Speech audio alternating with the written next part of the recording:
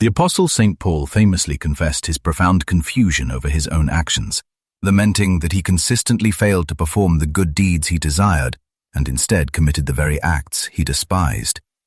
He recognized that succumbing to unwanted behaviors actually validated the inherent goodness of divine law, demonstrating that the true source of his failure was not the moral standard itself, but rather the corruption residing within him.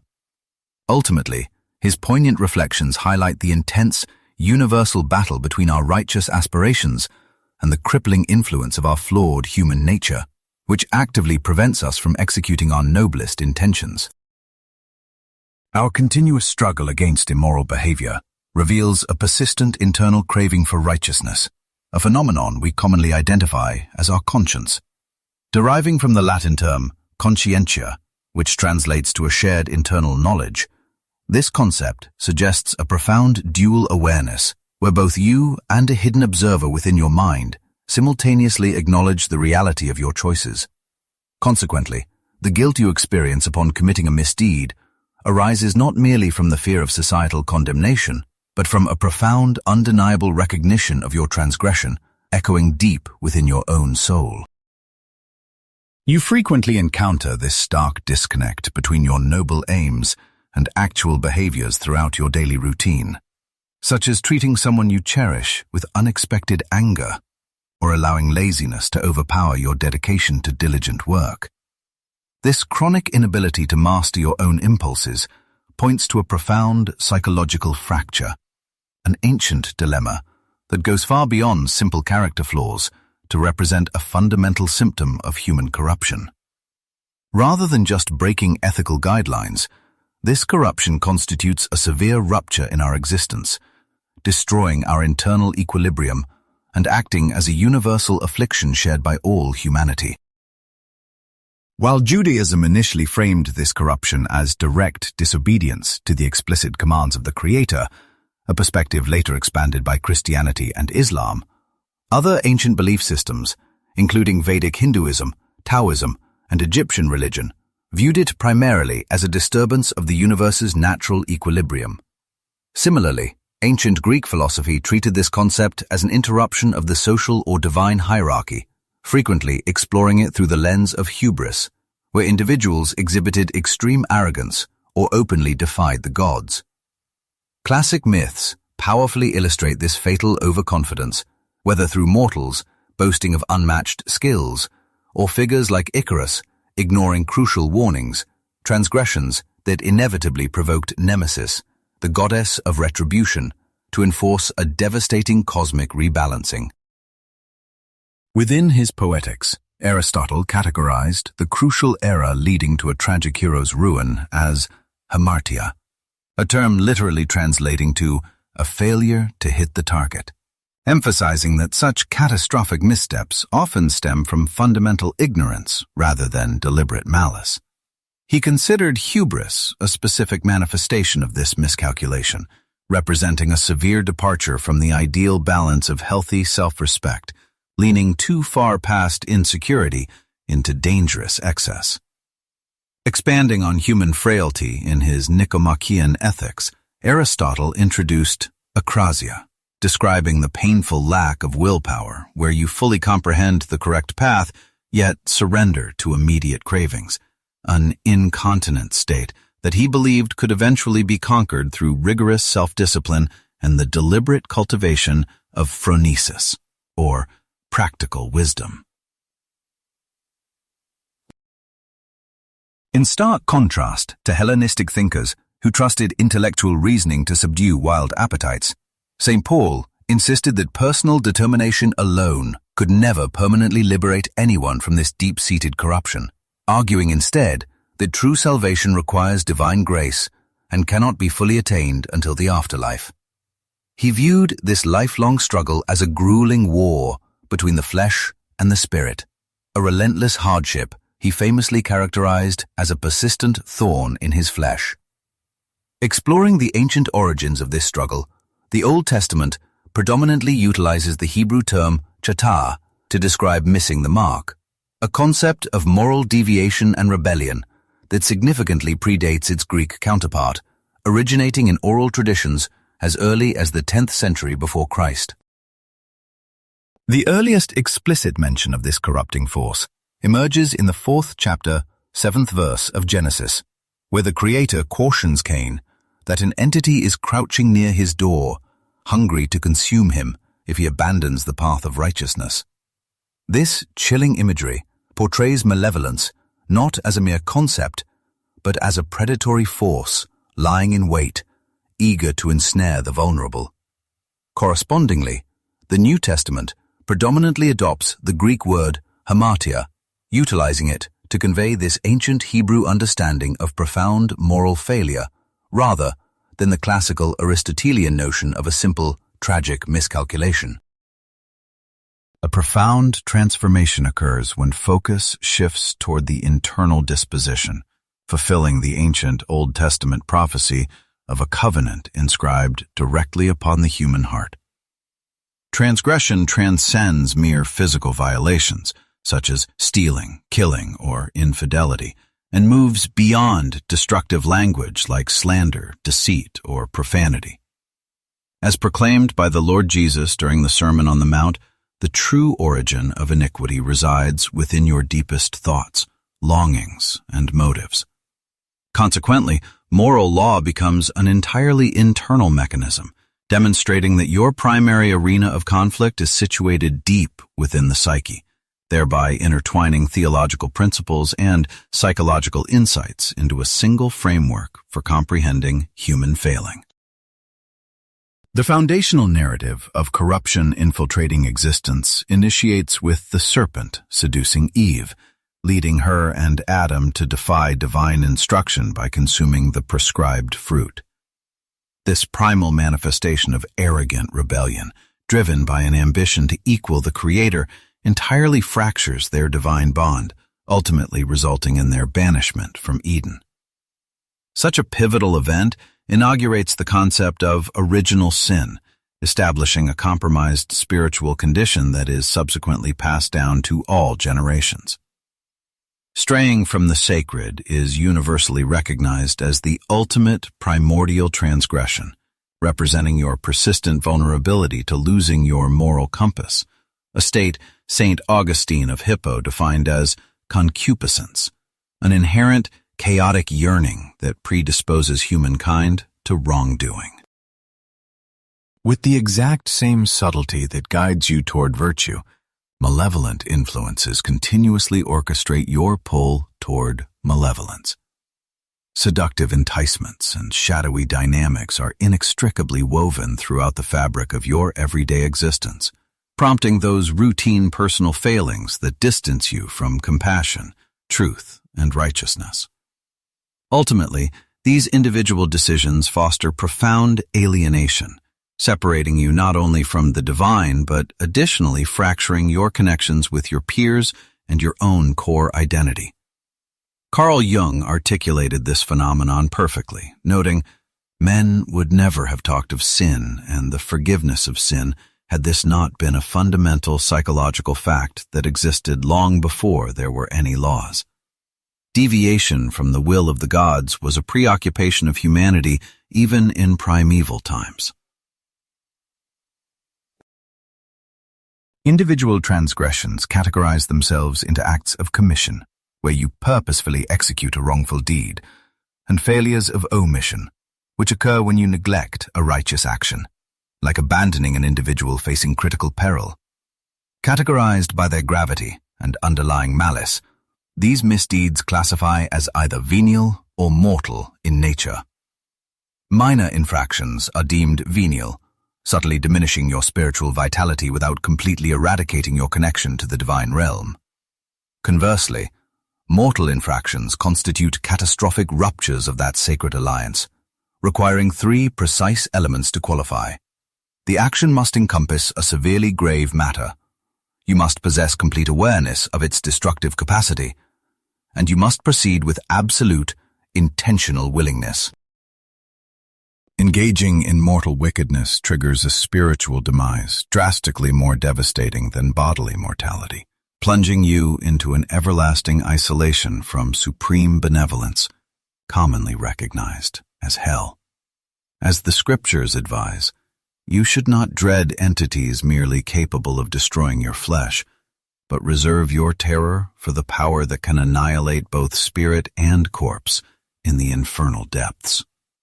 While the classic Christian framework highlights 7 deadly vices, lust, avarice, gluttony, indolence, fury, jealousy, and arrogance, the latter is universally condemned as the paramount evil that precipitated the ruin of both Lucifer and humanity's first ancestors, echoing the proverb, "Pride goes before destruction, a haughty spirit before a fall." Curiously, biblical texts actually prioritize an alternative catalog of 7 divine abominations, climaxing with the most abhorrent: haughty optics, deceitful speech, hands soaked in blameless blood, minds engineering malicious conspiracies, limbs sprinting toward wickedness, perjurers radiating falsehoods, and finally, those who purposefully ignite societal warfare. According to the teachings of Christ, infinite mercy exists for virtually every transgression, excluding only blasphemy against the Holy Spirit. This singular, unpardonable offense constitutes an absolute, ossified refusal to accept any divine pathway toward redemption. Reflecting this hierarchical severity, Dante's Inferno consigns perpetrators of brutality, deception, and betrayal to the most abyssal, agonizing sectors of the underworld. Such deliberate inflictions of suffering upon others showcase a calculated preference for malevolence, starkly contrasting with the fate of the merely self-indulgent, who suffer far milder retributions because their transgressions originate from fragile willpower rather than premeditated cruelty. The ancient parable of Adam and Eve mirrors your own perpetual combat with moral frailty, vividly illustrating the universal human predicament. Upon devouring the illicit harvest, their sudden realization of vulnerability birthed an unprecedented wave of humiliation, compelling them to conceal their physical forms and retreat from their Creator. This reactionary evasion perfectly demonstrates how wrongdoing violently inserts paranoia and detachment into your connection with higher realms. Discovered by the Almighty, the couple immediately deflected accountability, establishing a psychological pattern where you too might desperately mask your missteps or hurl accusations at bystanders rather than shouldering your rightful burden. Such spiritual indebtedness crushes your essence, exactly as physical agony ravages flesh, demanding eventual restitution. Elevating your ego to supremacy, you often stubbornly rebel against cosmic authority, terrified that submitting to a superior force might extinguish your personal sovereignty. Consequently, you blindly pursue the mirage of absolute liberty, the assumed entitlement to satisfy any urge, plunging into rampant hedonism and superficial diversions to anesthetize the resulting internal void. Ultimately, dodging the reality of your transgressions transforms this frantic search for fleeting solace into a devastating cycle of addiction, locking you into inescapable, self-destructive compulsions. Navigating our existence without confronting inner psychological disturbances inevitably forces those unexamined urges and sentiments deep into the shadowy realms of the unconscious mind. Consequently, this suppression breeds further transgressions, trapping us in a relentless and escalating downward spiral from which escape grows increasingly difficult over time. Eventually, this moral blindness ensures you completely fail to perceive the toxicity of your own conduct, accepting destructive habits as your unquestioned reality. Such a condition is the very essence of hell, a psychological captivity where one surrenders so absolutely to a failing that autonomous action vanishes, transforming a deceptive promise of liberation into an inescapable dungeon. Believing ourselves to be enlightened, we instead succumb to profound foolishness, which not only devastates our interpersonal connections, but deeply alienates us from our core essence. Ultimately, this profound disconnect extinguishes our spiritual vitality, completely stripping our lives of whatever once provided us with authentic meaning and direction. Whenever the chasm between our genuine intentions and our actual behavior widens, our internal discord intensifies, plummeting us deeper into emotional distress. Conversely, any step taken to bridge this divide fosters profound psychological healing, resolving the relentless tension born from recognizing that dual, adversarial forces continuously pull us in entirely opposite directions. As Johann Wolfgang von Goethe profoundly articulated in the literary masterpiece Faust, two distinct spirits inhabit our being, constantly pulling away from and violently rejecting one another. Once this internal battle reaches an unbearable threshold, it inevitably generates intense agony, which is truly the suppressed spirit agonizingly demanding evolution and crying out for a purpose it is yet to uncover. Far from being a pathology to be eradicated, agony serves as the essential, natural counterbalance to joy. Rather than attempting to medicate our pain, we must allow it to administer its own profound healing. We must resist the urge to simply eliminate our hardships, choosing instead to deeply immerse ourselves in their lessons, to extract their underlying significance and ultimate function in our development. In the absence of such purposeful tribulation, gaining genuine self-awareness or elevating our level of consciousness would be entirely impossible. The pioneering psychoanalyst Carl Jung theorized that the immense benefit of heightened self-knowledge serves as the ultimate justification for life's agonizing trials, which would otherwise remain intolerably bleak. Even though expressing gratitude during moments of acute anguish feels incredibly counterintuitive, embracing this unfamiliar perspective ultimately allows us to recognize the transformative worth of our trials as time unfolds. Confronted by internal friction, we frequently seek refuge in endless diversions, be it relentless labor, trivial amusements, or perpetual busyness, merely to escape the daunting task of facing our own minds. Paradoxically, this desperate evasion only amplifies our underlying misery, perfectly illustrating the observation that individuals will resort to the most ridiculous extremes simply to dodge the terrifying task of confronting their own inner depths. By actively denying our internal fragmentation, we trigger a wave of psychological suppression that inevitably manifests as neurosis, a severe emotional crisis rooted in profound self-alienation. This neurotic state erupts from the violent clash between our deliberate thoughts and our buried impulses, acting as a desperate megaphone for the silenced unconscious to finally assert its presence. Ultimately, this condition is merely a cowardly retreat from genuine pain, a flight that strips existence of its vitality and plunges us into an inescapable void. While it remains true that all human beings must endure hardship, you alone possess the definitive choice to navigate that suffering with genuine authenticity or to suffer entirely in vain. It is a profound psychological truth that all mental evolution originates from internal anguish, which is ultimately triggered by a stagnant or sterile spirit.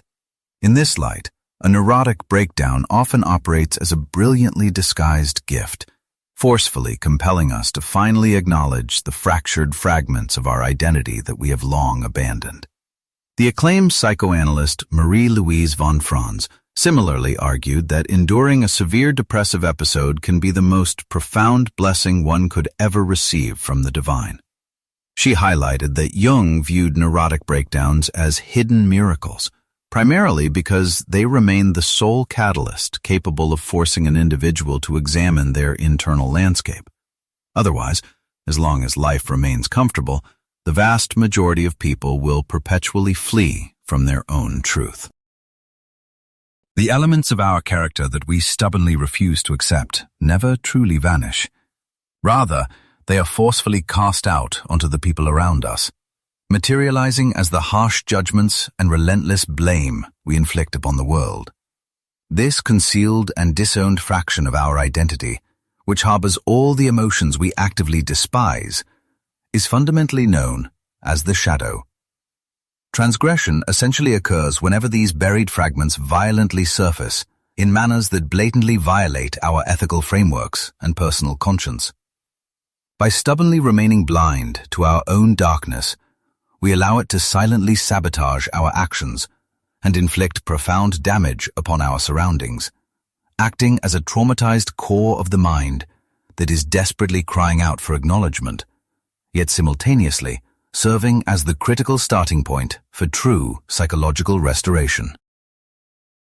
Emphasizing the universal nature of this darkness, Carl Jung insisted that no human being is exempt from the pervasive, black collective shadow of our species. He argued that regardless of whether a horrific act was committed centuries ago or happens in the present moment, it serves as a glaring symptom of a destructive inclination rooted deeply within us all. Consequently, you would be wise to develop a realistic comprehension of human malice, as only an utterly foolish individual can permanently deny the darker conditions of their own biological and psychological makeup. Jung warned that such willful ignorance is precisely what transforms a person into an unwitting vessel for cruelty, noting that remaining blindly innocent is just as ineffective as a cholera patient ignoring the highly contagious nature of their illness. Instead of providing protection, this profound naivety merely fuels the unconscious projection of our unrecognized malice onto innocent bystanders, completely stripping us of the practical ability to confront and mitigate malevolence in the world. Whenever we fail to claim ownership of our own internal darkness, these disowned traits seemingly materialize in the external environment as hostile forces actively working against us. The vast majority of our fiercest battles are truly fought within our own minds, even as psychological projection operates entirely beneath our awareness, utilizing specific individuals as convenient anchors for the very characteristics we despise in ourselves. Convinced of our absolute purity, we perpetually scapegoat external figures, allowing these psychological displacements to heavily warp our perception of reality and weave elaborate deceptions over our vision.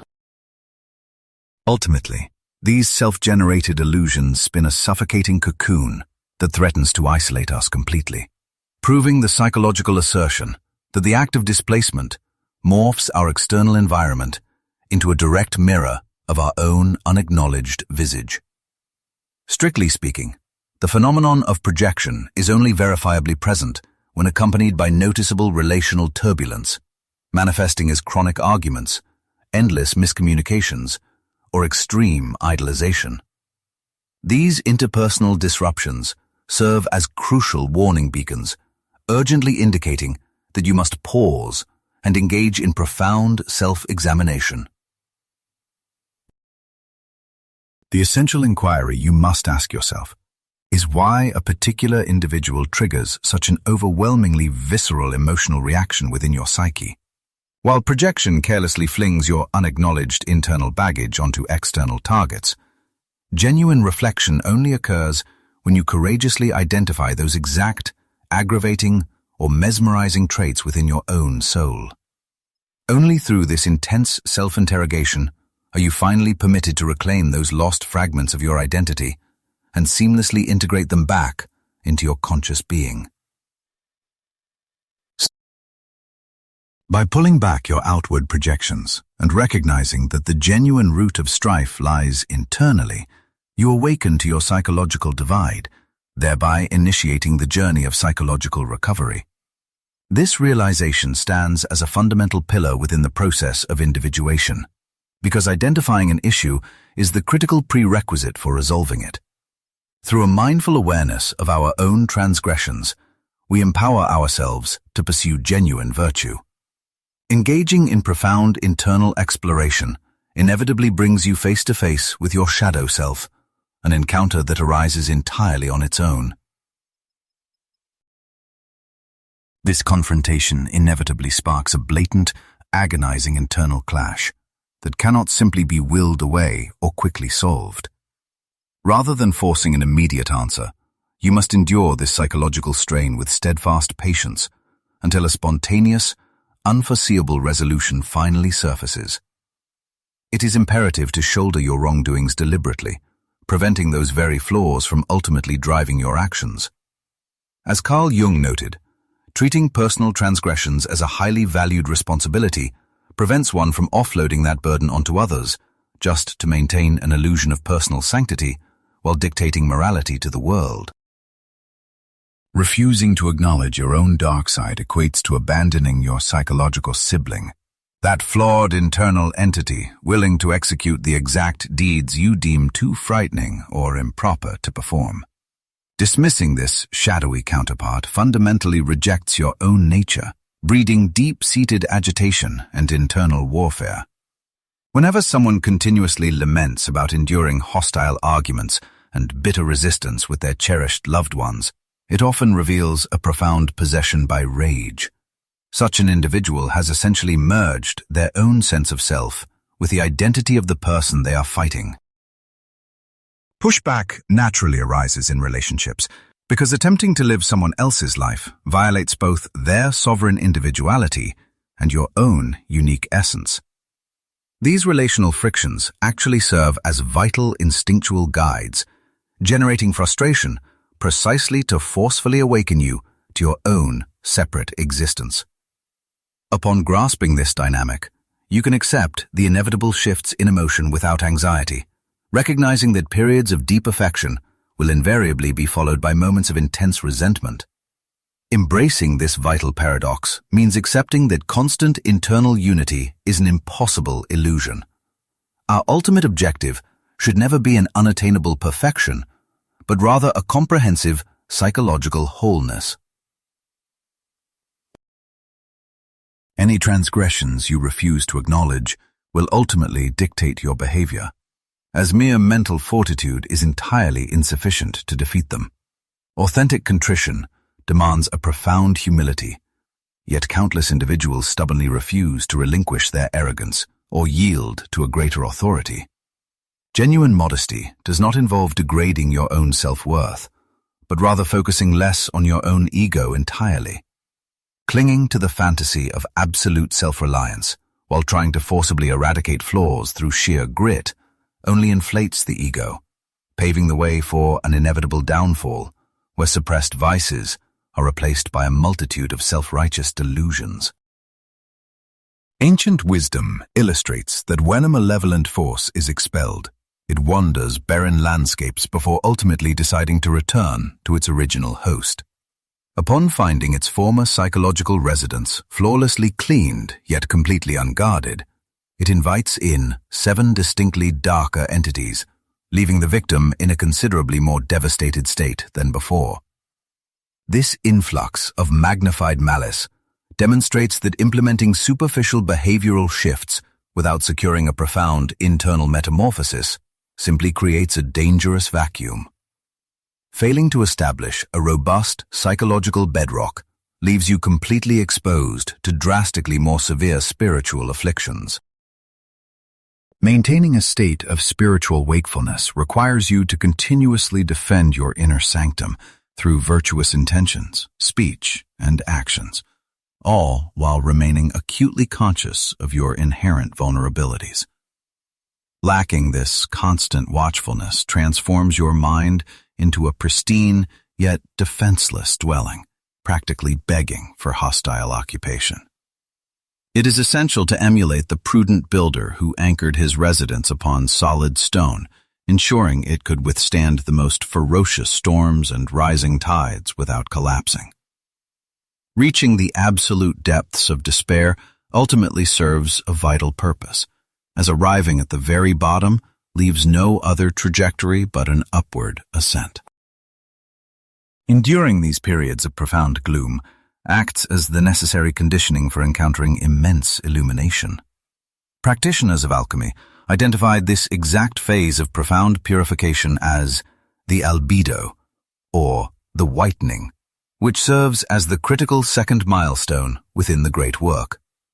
This process involves thoroughly rinsing away the psychic contaminants that shackle the mind, a profound emancipation historically represented by the imagery of a white dove.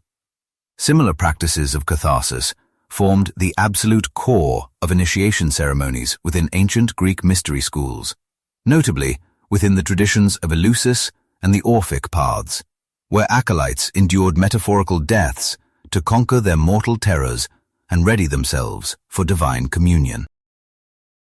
The philosopher Aristotle eventually repurposed this concept of catharsis to define the ultimate objective of theatrical tragedy. He conceptualized these dramatic works as poetic mimesis, a representation of reality focused on its potential rather than its strict actuality, designed specifically to draw out profound sensations of terror and compassion from the observers. As you witness the orchestrated tribulations of stage characters, you are compelled to actively process those identical fierce emotions harbored within your own psyche. Consequently, dramatic narratives function as a potent psychological remedy, providing an essential outlet to successfully vent accumulated internal pressures. In a similar vein, Dante envisioned purgatory as a realm designed for spiritual catharsis, where flawed souls systematically eradicate their blemishes via contrapasso, a system ensuring every penalty perfectly reflects the committed offense. This tailored torment forces the transgressor to directly engage with their moral failings, thereby fostering the development of the opposing righteous trait. Arrogant individuals find themselves crushed beneath massive stones. Jealous souls endure having their eyelids stitched closed, while the furious are left to stumble blindly through suffocating vapor. This poetic justice perfectly mirrors Carl Jung's psychological principle of enantiodromia, which posits that an extreme, unbalanced conscious perspective will inevitably summon its direct, unconscious counterbalance to re-establish internal equilibrium. The foundation of modern psychological therapy actually represents the scientific revival of ancient wisdom.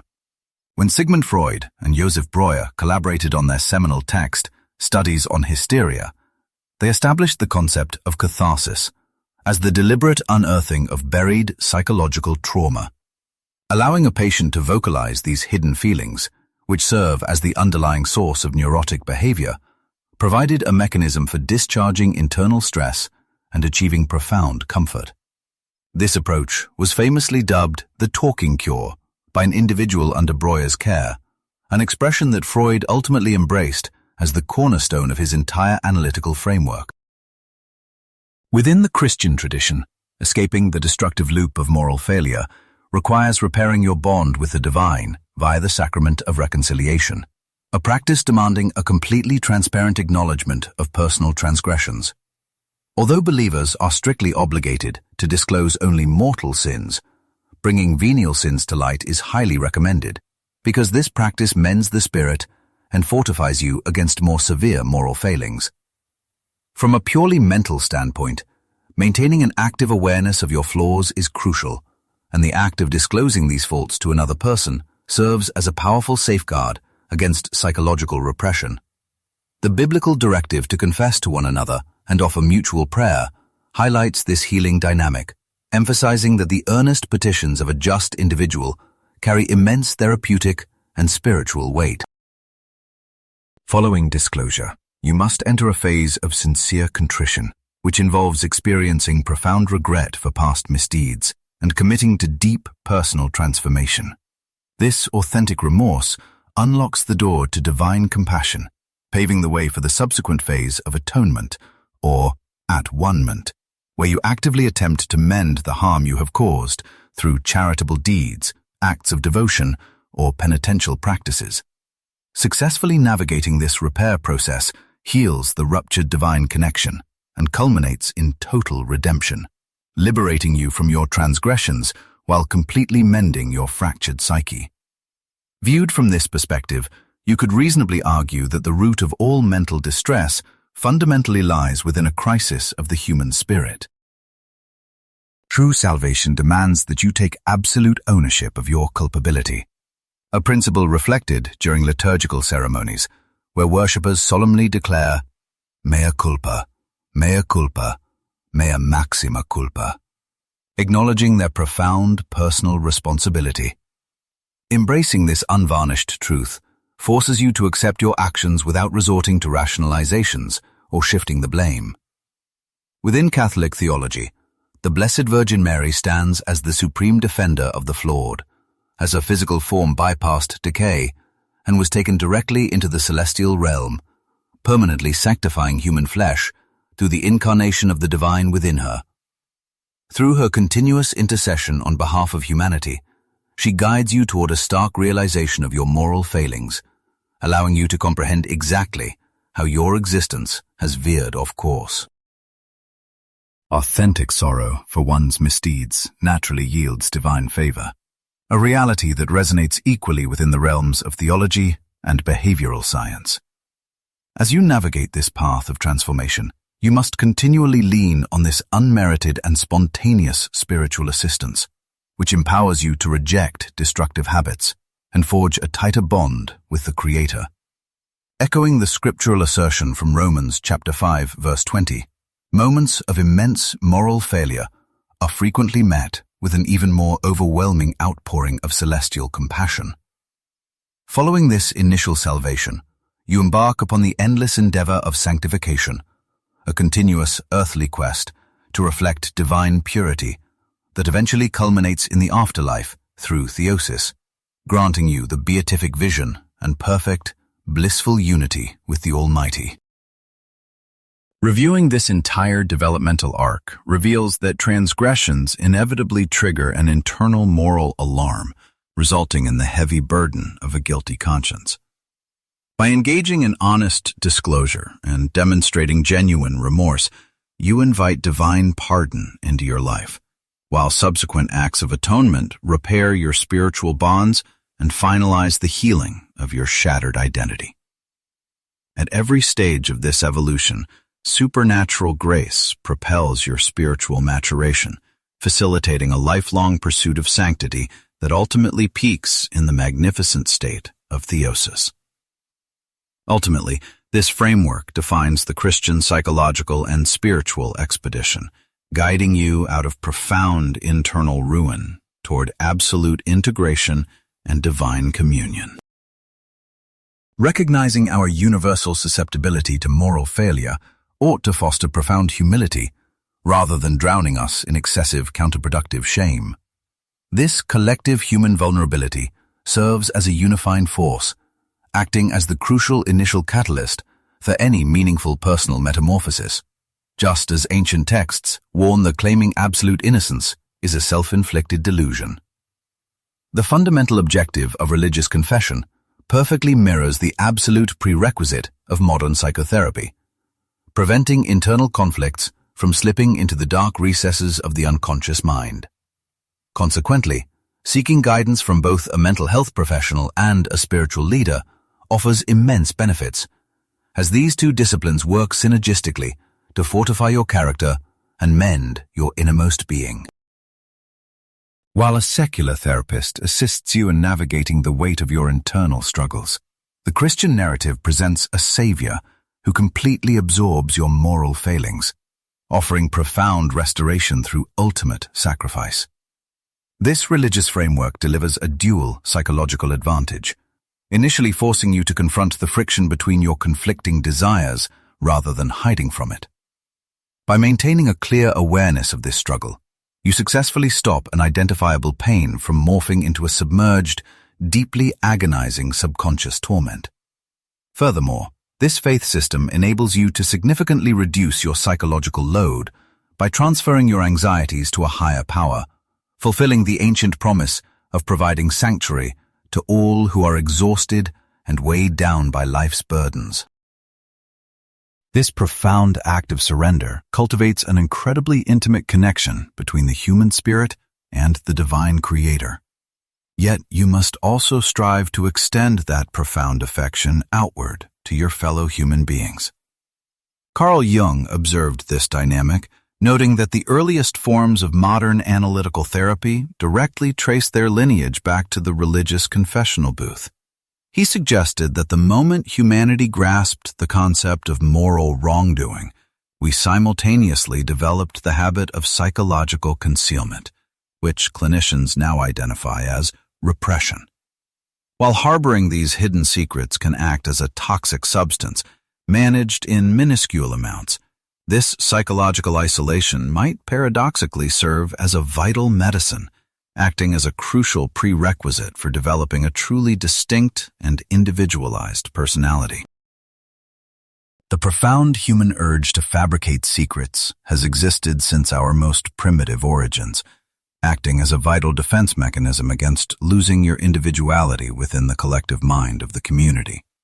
Historic mystery cults and their esoteric rituals distinctly catered to this fundamental drive for personal distinction, shielding you from devastating psychological harm.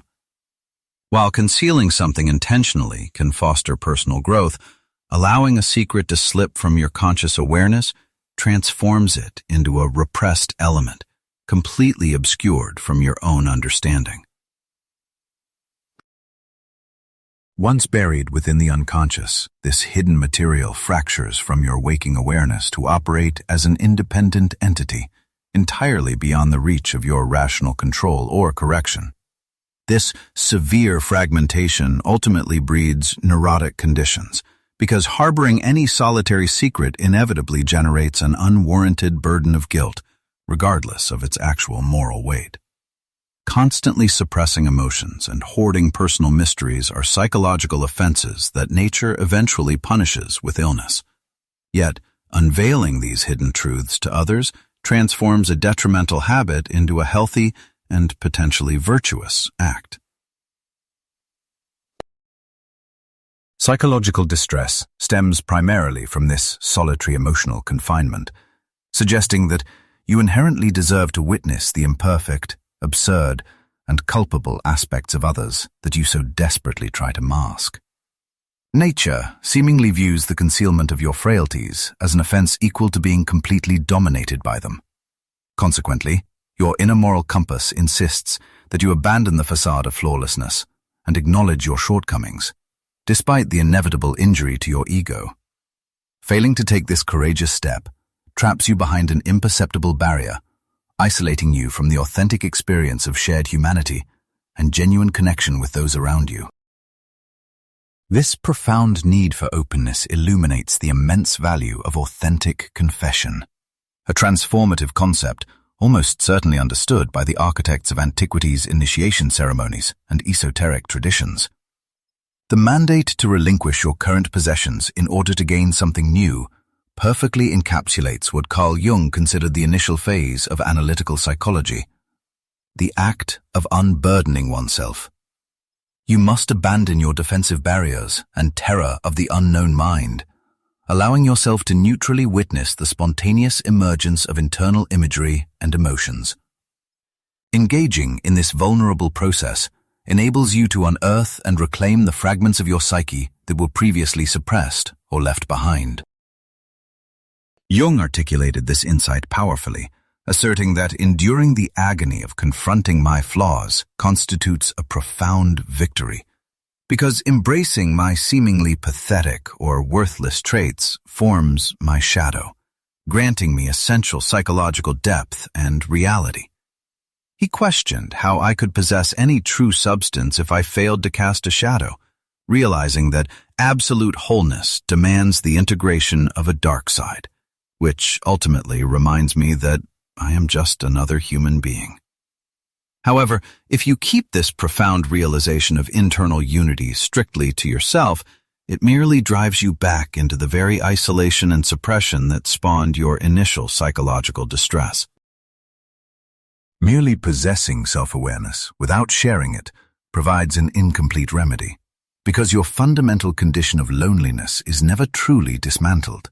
True liberation from the heavy chains of ethical banishment and genuine reintegration into human society can only be achieved through the courageous act of vocalizing your deepest truths.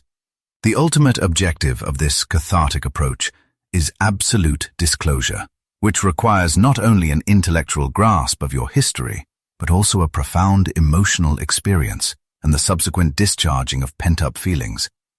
As you might expect, This intense emotional purging exerts a monumental influence on ordinary individuals, frequently yielding miraculous therapeutic outcomes through the emancipating power of self-discovery.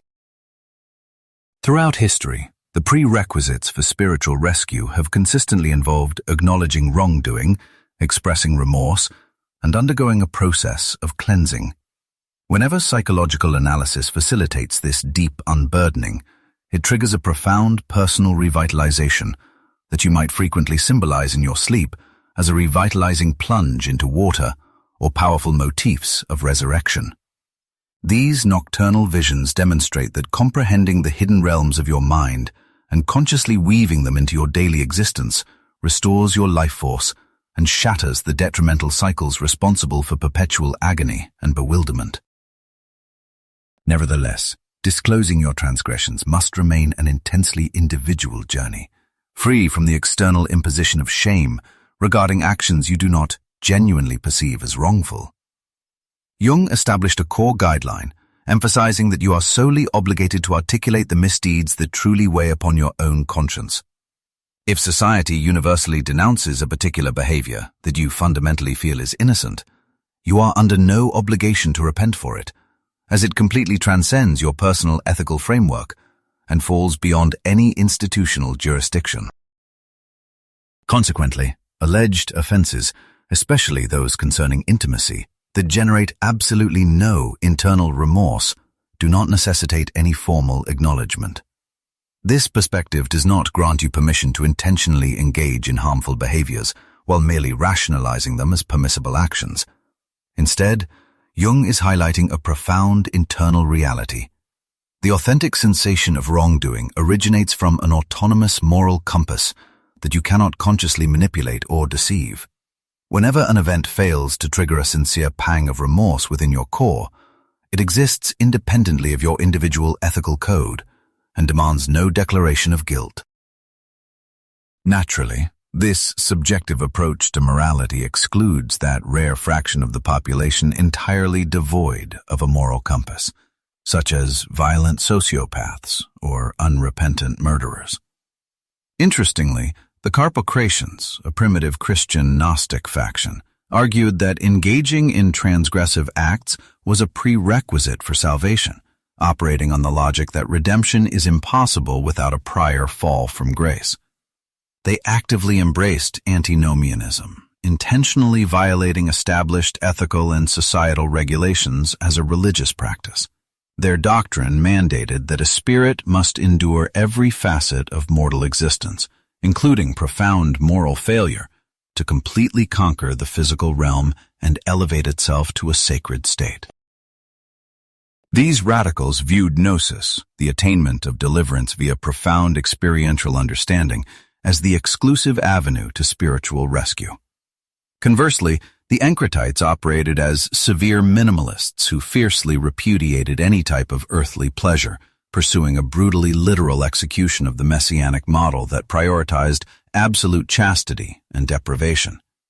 They aimed to achieve divine flawlessness by constantly battling the tainted physical universe through intense self-restraint and unwavering willpower. Ultimately, you must acknowledge that laying bare the entirety of your moral failings is an incredibly excruciating ordeal. Yet, no rational person truly believes that a single act of genuine repentance will permanently immunize them against future missteps. Living a life completely devoid of moral missteps, whether in action, speech, or mere contemplation, is practically unattainable for you or anyone else. Often, an individual who intensely fixates on eradicating every personal flaw, striving to dodge any transgression, eventually finds themselves sitting in a psychiatric clinic rather than ascending to the kingdom of heaven. While striving for moral purity is a noble endeavor that you might briefly achieve, human history continuously demonstrates our inevitable tendency to stumble right after succeeding. The illusion of maintaining absolute moral perfection is a fantasy entertained only by those lacking profound self-awareness and critical introspection. Since a vast majority of society struggles with genuine self-reflection, Living in a constant state of delusion remains the standard human condition. As your mental acuity matures, it inevitably exposes hidden ethical dilemmas or intensifies the internal paradoxes you already recognize, which understandably tempts many to completely reject introspection and view the entire field of psychology with profound disdain. Cultivating a higher state of awareness remains a deeply challenging endeavor, primarily because it unearths buried psychological battles and magnifies pre-existing mental strife. Consequently, this profound unease prompts certain individuals to invalidate their own inner landscape entirely, using denial as a shield against self-confrontation. Carl Jung, however, identifies this deliberate ignorance as the ultimate transgression, arguing that remaining oblivious obstructs our pursuit of self-discovery and effectively halts the actualization of our authentic identity, often referred to as the self or the God image. Parallels exist within Hinduism and Buddhism, where the root of all human misery is traced back to avidya, a concept translating to a fundamental lack of understanding or deliberate blindness. Socrates echoed a similar sentiment when he declared intellectual darkness to be the supreme tragedy, championing wisdom as the highest virtue, a belief perfectly encapsulated by the bedrock philosophical command to deeply know thyself. Choosing unawareness does not grant genuine happiness. It offers only a fragile facade of tranquility that might temporarily soothe you, but ultimately risks the profound forfeiture of your very spirit over time. Whatever you attempt to bury within the shadowy depths of your mind never truly vanishes. Instead, it lies dormant, inevitably resurfacing with significantly amplified intensity. An additional peril emerges from our uniquely human capacity to stray from primal urges and biological imperatives, a divergence that religious doctrines traditionally label as sinful behavior. Although this deviation paves the way for profound spiritual evolution, it exacts a heavy toll by stripping away your innate biological confidence, leaving behind a persistent sense of existential doubt as deliberate choices sever the connection to your fundamental nature. The most monumental turning points in a person's journey are rarely governed by logical deduction or rational intentions, but are instead heavily influenced by primal drives and enigmatic, hidden psychological forces. A solution that brings perfect harmony to one individual might cause unbearable distress to another, proving that a universally applicable formula for existence simply does not exist. This naturally begs a compelling question. Why must you relentlessly strive, through any means available, to elevate your level of psychological awareness in the first place? Reflecting on this dilemma, Jung admitted the profound difficulty of the inquiry, offering a deeply personal conviction rather than a rigid analytical conclusion. He proposed that after thousands and millions of years of cosmic evolution, a sentient being ultimately needed to recognize the sheer majesty of our universe, acknowledging the presence of sprawling oceans, celestial bodies, and diverse biological ecosystems. Recalling a moment on the African plains, he described observing immense groups of wildlife feeding in absolute silence, existing exactly as they had since the dawn of time, utterly immersed in an ancient, unthinking reality. In that profound instant of observation, he experienced the sensation of being the initial entity to ever truly comprehend the existence of the surrounding environment, which, until then, had remained completely oblivious to its own reality. It was exclusively through the lens of human cognition that the universe effectively materialized, implying that without a witnessing mind, the cosmos would essentially remain non-existent. The natural order continuously strives toward this pinnacle of self-awareness, achieving its ultimate purpose exclusively within an individual who has cultivated the highest degree of mental clarity and perceptual depth. Each incremental step you take toward greater psychological enlightenment fundamentally enriches the fabric of reality itself. True awareness inherently requires the ability to distinguish between contrasting forces, a dynamic representing the rational intellect, or logos, constantly fighting to break free from the comforting but blinding obscurity of profound ignorance. A sacred thirst for understanding demands to materialize, bravely embracing the inevitable pain, strife, and moral failings along the way. Because, to the awakened mind, remaining perpetually oblivious constitutes the primal sin and evil itself.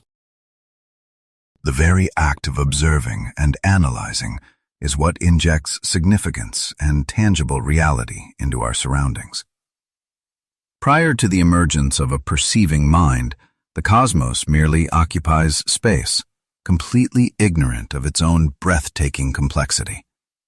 It is uniquely through your capacity for reflection that the universe finally observes itself, as you bridge the gap between internal psychological landscapes and external physical realities. Consequently, existence achieves its most complete and profound state only when it is actively experienced, thoroughly examined, and deliberately imbued with purpose by an awakened observer. The biblical narrative illustrates that when Adam consumed the forbidden fruit, it resulted in humanity's exile from a perfect paradise, plunging them into a harsh realm defined by mortality and moral failing. However, this definitive act simultaneously ignited the dawn of genuine cognitive awakening, granting him the crucial ability to differentiate between the dualities of good and evil. Elevating one's mental state is impossible without experiencing moral transgressions, a paradox historically celebrated as the Felix Culpa, or the happy fault. Without that original misstep by humanity's ancestors, the subsequent and infinitely more magnificent miracle of spiritual salvation would have never been necessitated. The journey to salvation inherently requires remorse, a feeling entirely dependent on the prior commission of ethical errors. It becomes evident that the foundational flaw of humanity served as an absolutely essential catalyst for the ultimate redemption of the universe. Yet, you, and society at large, constantly shy away from questioning if divine intention might have embedded a crucial enlightening function within the very nature of malice itself. Interestingly, ancient Gnostics interpreted the architect of the physical world as a malevolent demiurge, whose primary goal was to keep humanity trapped in a state of perpetual oblivion. According to these esoteric traditions, a supreme deity dispatched an emissary in the form of a serpent to fracture this mental darkness, liberating humanity from the fundamental tragedy of ignorance by igniting their awareness. This pivotal intervention initiates the long journey of personal salvation and psychological individuation, which explains the surprising historical parallels drawn between the serpent and Christ. Conversely, Orthodox Christian dogma maintains the absolute benevolence of the Creator, condemning the rebellion of Adam and Eve as a grave misdeed. In this traditional framing, the Book of Genesis portrays the pursuit of intellectual enlightenment as a dangerous taboo, suggesting that acquiring deep knowledge inevitably breaches a sacred boundary. Much like the serpent in Gnostic tradition, the mythological figure of Prometheus held a deep affection for mortals, challenging divine authority to gift them stolen fire. This profound act enabled the human race to endure, advance, and achieve a state of complete awakening through the acquisition of wisdom, alongside his teachings in scientific and artistic disciplines. In return for his benevolence, the deities condemned him to perpetual torment, perfectly illustrating the idea that cultivating awareness brings both a divine blessing and an agonizing weight. Consequently, as you advance your own mindful awareness, you inevitably invoke a sense of Promethean transgression, forcefully extracting elements from the hidden depths of your unconscious and pulling them into the light of your waking mind. Whenever you attain this profound understanding, you undergo a metamorphosis that inherently isolates you from the rest of society. As your awareness expands beyond the boundaries of the ordinary collective, you achieve a level of perception approaching the divine. Yet, this exact elevation simultaneously disconnects you from your fellow human beings. This profound alienation serves as the psychological retribution for seeking truth. Much like the chained titan, you find yourself tethered to a metaphorical desolate peak, abandoned by both mortal peers and higher powers. Ultimately, looking inward to truly understand yourself uncovers a profound paradox, serving as an extraordinary endowment while simultaneously acting as a heavy cross to bear. The eminent psychologist Carl Jung observed that humanity's gravest transgression is remaining utterly oblivious, a state surprisingly revered even by individuals who ought to be guiding you as enlightened role models. He challenged society to stop accepting this primitive condition as inevitable, arguing that our civilization's most crucial mission should be liberating individuals from the grip of mental darkness and unawareness. In truth, undergoing a profound internal metamorphosis holds vastly more significance than any external attempts at social or political restructuring. After all, structural changes remain entirely futile when implemented by individuals who lack internal harmony and authentic self-awareness. Unfortunately, you often lose sight of this fundamental reality, easily lured away by external events, rather than focusing your attention on the depths of your own soul. Opportunistic leaders consistently prey upon this collective vulnerability, loudly condemning the deplorable conditions of society, while deliberately ignoring that the genuine source of these struggles lies within the human character itself. Consequently, a modern mental health professional cannot merely recite rigid rules or issue absolute prohibitions against certain behaviors. Today's individual has grown completely exhausted by constant ethical reprimands regarding their perceived wrongdoings and inherent flaws. Weighed down by relentless internal guilt, you are desperately searching for a way to make peace with your intrinsic nature, hoping to embrace the inner adversary and welcome the metaphorical predator as family. To facilitate your healing, a therapist must carefully evaluate various paths, relying far more heavily on practical experience and intuition than on dogmatic spiritual instruction. A skilled guide understands the concept of the Felix Culpa, or the fortunate fall, recognizing that an individual might be deprived not merely of joy, but critically, of the specific transgressions fundamentally required to achieve authentic psychological integration. True psychological unity manifests exclusively when you actively recognize and meticulously balance the radiant and shadow aspects residing within your psyche. Failing to encounter and reconcile these conflicting polarities means you will entirely miss the opportunity to achieve a state of complete personal unification. It is specifically within this earthly existence, where contradictory forces violently intersect, that you possess the unique capability to elevate the overall state of human awareness. Embracing this profound metaphysical duty leads to the ultimate realization. When you master the internal collision of your supreme virtues and fundamental baseness, you emerge thoroughly restored, sacred, and entirely complete.